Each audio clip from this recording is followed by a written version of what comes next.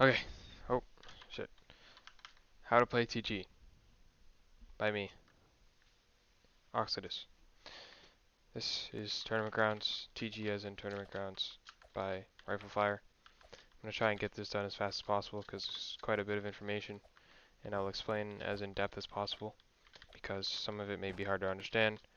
Um, this is mainly directed towards people who are looking to do better in like combat trainings, um, just maybe public lobbies, not towards scrims or raids, anything like that, because I haven't felt the need to do something like that, because normally when you're in scrims, you're taught by the person who's leading them, normally. But if you want, I can do a video on that too, explaining like the roles, um, like how you need to adapt to situations in a scrim, and so on. But for now, we're doing this. So to start, tips and controls.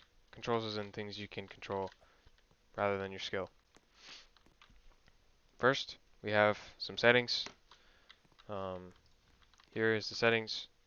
I like to have all this off because when you have materials on, that's a lot going on. I think that rhymed. And sometimes it's hard to focus. So I turn it off. I put the OG lighting on just because I like it better. I don't know why, but I like it. Graphic settings at 4, and then my DPI, I have it in chat already. But DPI is 250, Windows is 5 out of 11, Roblox is 0.08. I have really low sensitivity, so I would just try going slow, like going down a little bit until you just get to whatever feels comfortable, and then keep decreasing, because slower sensitivity means the more micro adjustments you can make, gives you more control. Like I have a giant mouse pad, so like if I do a 180, I'm all the way at the end of my mouse pad, so I'll show you what it looks like when I go to the end. Yeah, so that was like a 180 and a half, no, and a quarter, right? Something like that. Pretty much, wait, maybe less than a 180, I don't know. But it's very good for for like head-on fights, because normally I don't have to turn around like that much. It's very hard to aim um, if you have a low sensitivity and you're turning around very quickly, or you're going to the right very quickly. It's mostly just for micro adjustments. Like someone appears in a doorway in front of you, then it's easy. But yeah, that's my mouse settings. If you have headless, I would use it. Of course, if you don't, that's fine. But headless is pretty good, and I won't be explaining how to use headless because it's not really necessary. It's pretty easy to figure out. I'd rather not everyone using headless. But anyways, um, also something you can control is your health. A lot of people take up unhealthy lifestyles in order to get good. They stay in their house all day and grind, but it's important to have a social life. And like even if like for some reason you can't go out with friends, it's important to go out with your family or just go out in general. Like just go out, do stuff, see stuff that is not on a screen, and make sure to take your vitamins and eat blueberries, because blueberries can actually increase your reaction time up to 9%. Scientific fact. I don't eat blueberries personally. I don't really like them. Maybe like blueberry pancakes, but I don't really like blueberries. I like raspberries. But yeah. So if you like blueberries, eat them more often because they improve your reaction time. Um, yeah, so vitamins, that's very important. It helps you with your mood, and mood is very important in terms of performing at your best possible um, state, I guess. Um, yeah, like the bare minimum is your health in terms of starting to get good. And then you have experience, and you have um, like environment. Um, Another thing you control is your posture.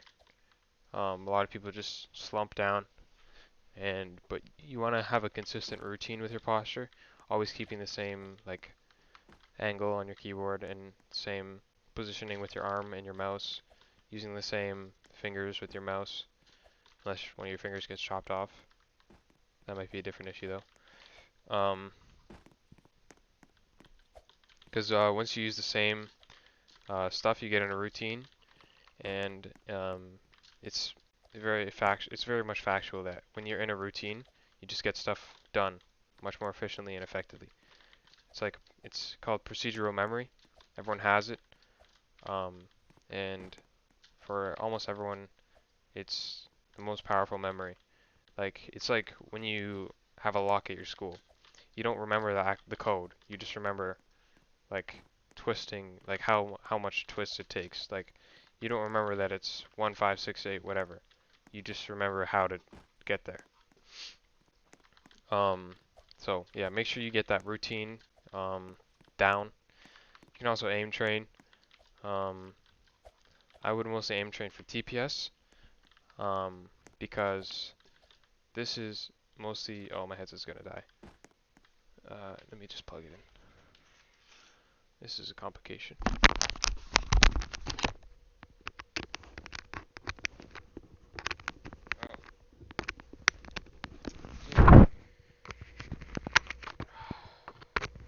There we go. Aim training. Your best aim trainer is just playing the game. So join a group that plays this game and just grind it, because you'll just get better. Your aiming in first person will be different than third person. So an aim trainer doesn't really help unless you're playing like an FPS aim trainer, which you can convert your Roblox sensitivity into. But if you're just playing like an aim trainer, then it'll aim train your cursor, but not your first person. And your first person and your cursor are different sensitivities, unless you somehow figured out a way to make them the same. Um, Props to you. It's probably pretty easy, but I haven't done it. So it's also a different concept. But anyways, I think I did that. Yeah, health was the most important thing. Oh, drinking water. Make sure you're always drinking water and getting like everything out of your system. Having a healthy meal. I don't know about breakfast. Like I don't eat breakfast, but it's probably good to have breakfast too. Like if you want to do your absolute best. Um, yeah, health is very important.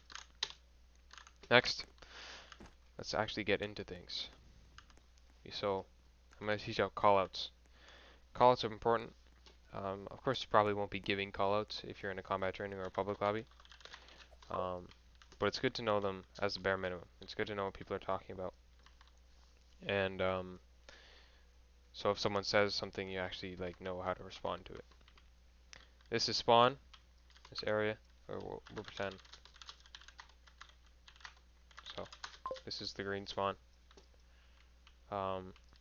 This is spawn trap right here, this area. This is also left spawn trap. This is all this. This is a mirrored map, so it's mirrored straight down the middle, and on both sides, so it's like quartered, and they're both the same except for little things like barriers and holes. But it's the layout is pretty much the same. So I only have to explain a few main callouts.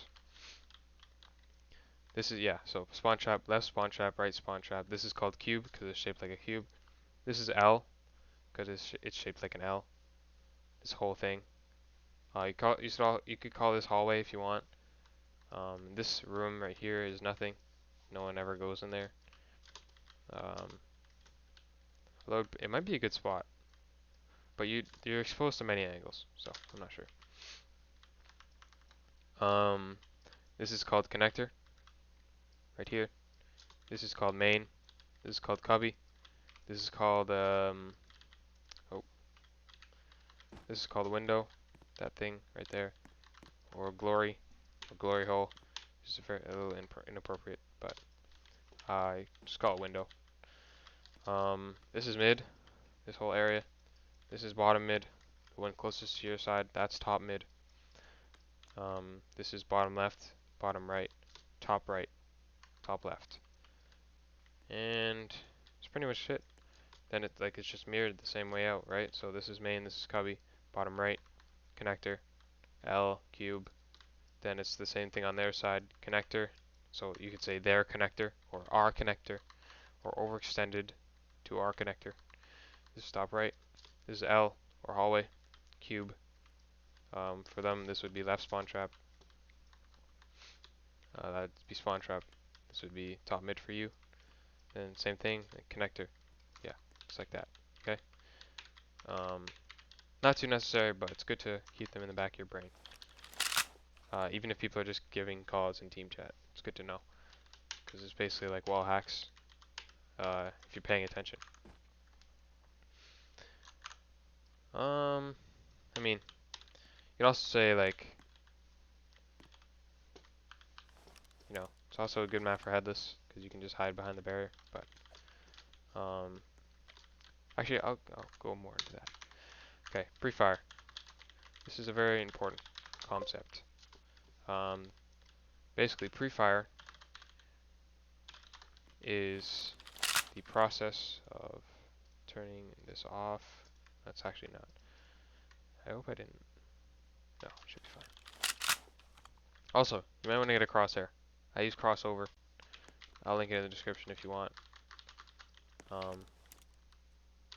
But it's a lot of people frown on it, but I don't see the problem. You can also just put a little marker on your monitor, but sometimes I like to turn it off. So it's just an indicator of where the center of your screen is. So for crosshair placement, like if you played Valorant, CS:GO, you would know that you should always have your crosshair at head level, and where you think enemies are gonna go. Because I mean, the bullets pretty much go to your crosshair, so you can just unless you're moving. If you're strafing, then as you can see, bullets go there. Most of the time though, go to the center. Anyway, pre-fire. So basically, you shoot at head level, and you reload, and you keep shooting. And you hope that someone is stupid enough to walk in front of it. Normally there, because there's only one entrance to get to the point. Like say, yeah, like they want to go to that point. They want to go the fastest route possible. They have to go through this doorway, and you're pre-firing this doorway. So yeah, you can literally just do this. Wait till they walk in front of it. That is called pre-fire. You can do this anywhere in the map. If you're predicting someone is going to push through a doorway, like your whole team just died on point, and you're like, okay, well, they're probably gonna push that, or they're probably going to like push me, and say you're like up here, then you can choose to pre-fire. You might catch someone who's looking to overextend, or you can choose, if your teammate is capping point, you can choose to pre-fire that door, although that'll leave you exposed to that, and that, and that, and maybe that. So you want to be wise about what you're exposed to. But that is pre-fire. You're predicting where someone is going to shoot. That is the official name for it. Very useful. Sometimes, honestly, like I've just gotten all my kills from pre-fire. Like you literally just sit here, and people will literally just walk in front of your fire every single time. It's crazy, but just hope you're not one of those people. Angles and positioning. Positioning basically means, no, I'll go over angles first. Angles is like let me think.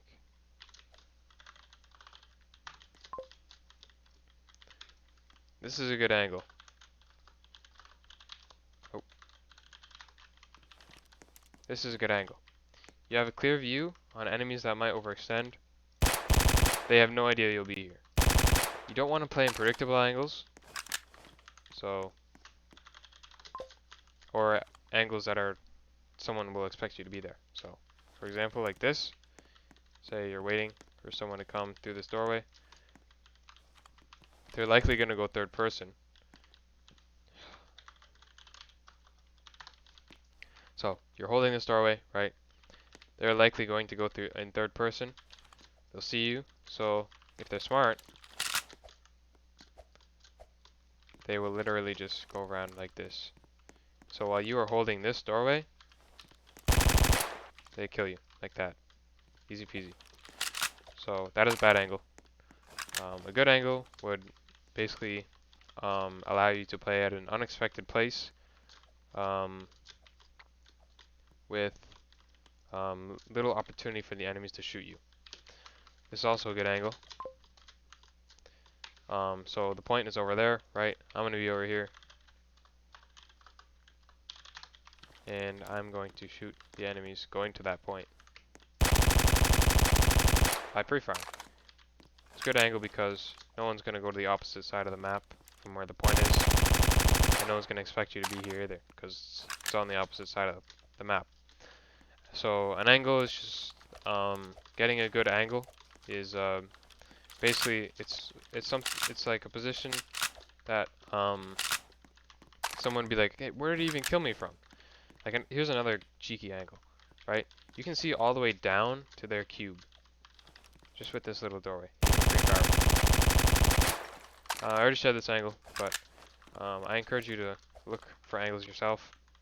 Find a little good ones, and use the angles based on the scenario. Like I said, you can use this angle here if your whole team just died, and you know they're gonna overextend because you're losing. You pre-fire this, right? Or your team just wiped their team. You know that they're gonna try and come to point. Then you overextend, and then you get an angle like this. This is honestly predictable, but you can get an angle like this, right? You can do that or that, but that leaves you exposed to this right here. So be careful. It also leaves you exposed here.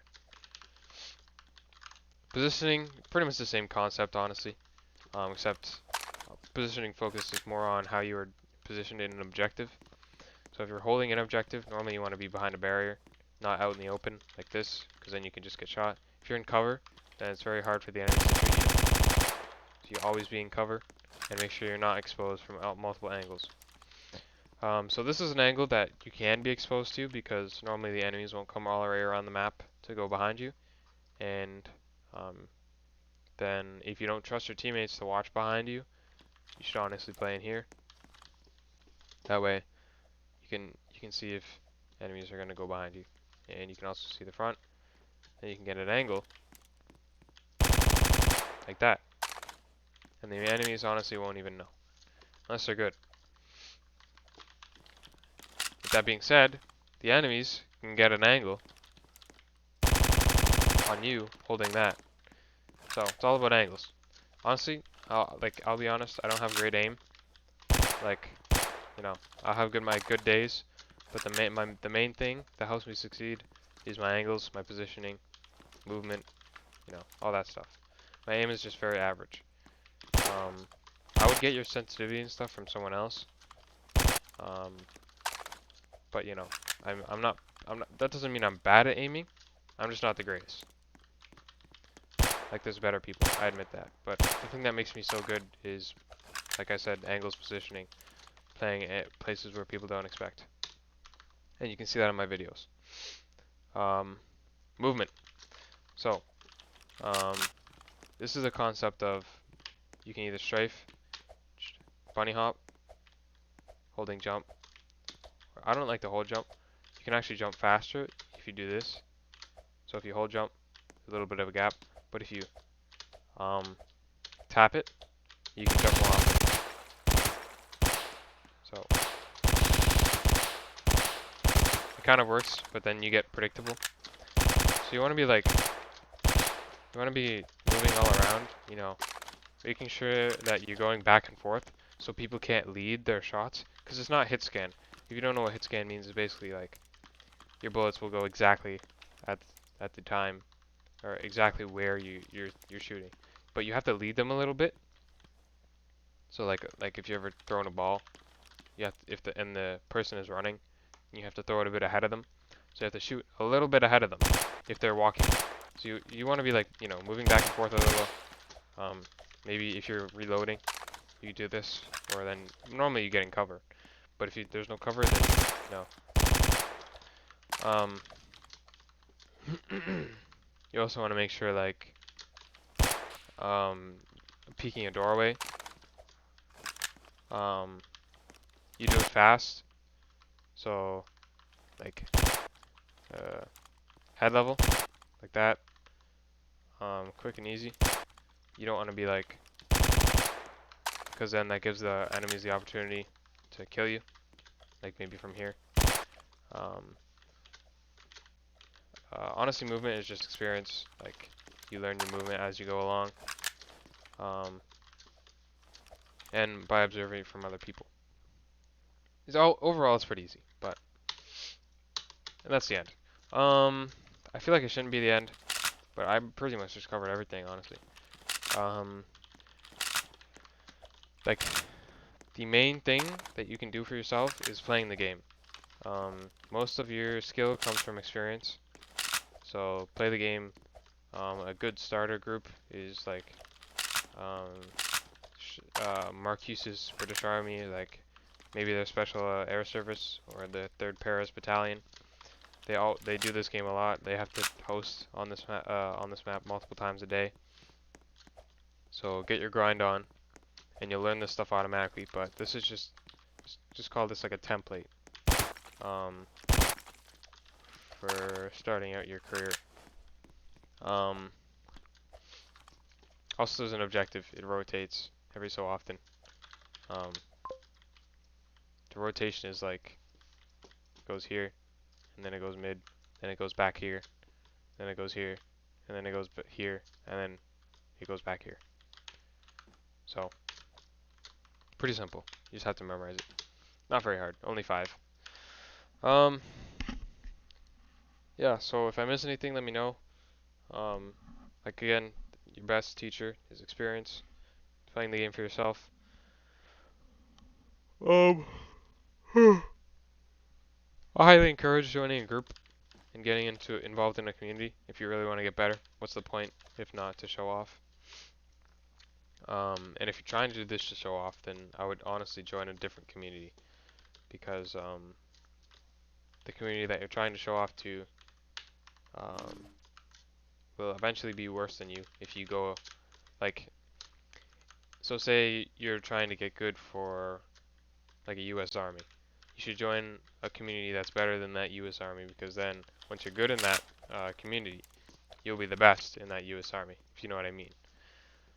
Anyways, yeah, let me know if I missed anything. If you want some kind of similar content to this, let me know. Um, like map tutorials, map reviews even, um, or game showcases, stuff like that, I'll do it. I've just been posting raids recently because they're easy. But yeah, okay. Bye.